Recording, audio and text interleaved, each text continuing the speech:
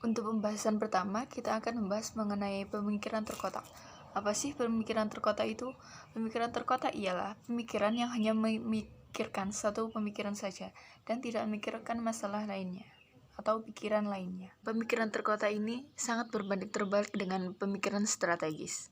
Pemikiran terkotak merupakan suatu pemikiran yang pemikirannya terkotak-kotak oleh suatu standar yang sudah ada. Hal ini menyebabkan pemikiran manusia yang tidak dapat berkembang. Pemikiran terkotak ini cenderung membuat pemikiran manusia menjadi tidak berkembang. Hal ini dikarenakan telah adanya suatu standar dan tidak dapat atau tidak mau memikirkan permasalahan lainnya.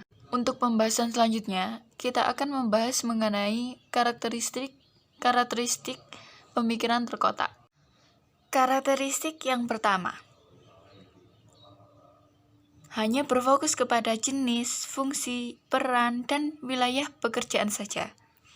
Untuk karakteristik yang kedua, ialah tercapainya visi dan misi sulit untuk diandalkan. Mengapa demikian? Hal ini dikarenakan saling melempar tanggung jawab dalam usaha untuk mencapai tujuan atau visi dan misi. Yang ketiga adalah pemborosan waktu dan biaya. Akibat dari pekerjaan yang terus dilakukan secara berulang-ulang dalam kasus yang sama. Yang keempat, yakni bersifat individualisme atau golongan dari suatu bagian atau departemen dan dari masing-masing daerah saja, sehingga berakibat pada saling melempar tanggung jawab atau melempar kesalahan. Untuk pembahasan selanjutnya, kita akan membahas mengenai akibat dari pemikiran terkotak.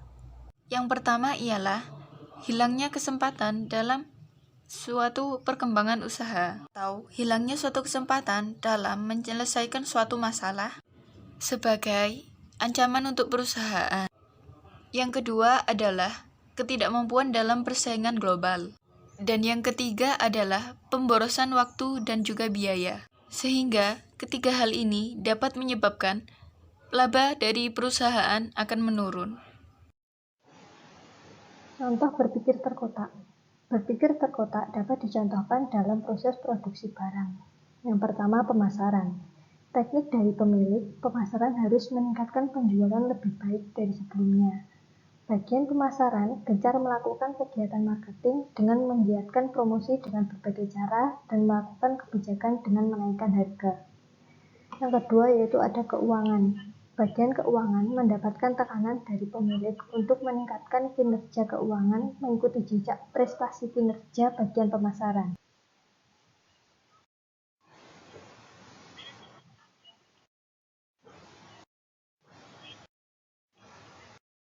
Wujud pencapaian sukses manajemen strategis. Keberhasilan strategis adalah kemampuan seseorang, organisasi, atau perusahaan menjadi penguasa atau raja, atau menjadi yang paling beda dari yang biasa, karena mempunyai kekuatan dan peluangnya besar untuk bertindak. Namun kebijakan sekehendak hati tanpa khawatir akan ancaman dan kelemahan yang ada. Diibaratkan sebagai tubuh seseorang yang mempunyai antibodi atau kekebalan tubuh yang baik, sehingga tidak takut akan adanya ancaman penyakit.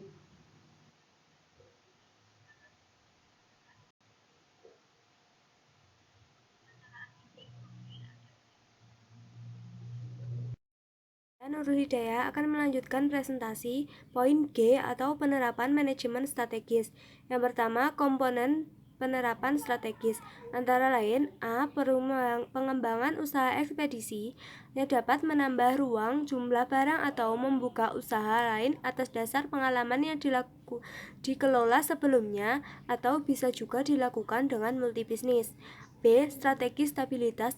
Strategi ini menormalkan kegiatan rutin usaha perusahaan karena faktor kegemukan manajemen dan pesaing yang sudah banyak memasuki usaha tersebut.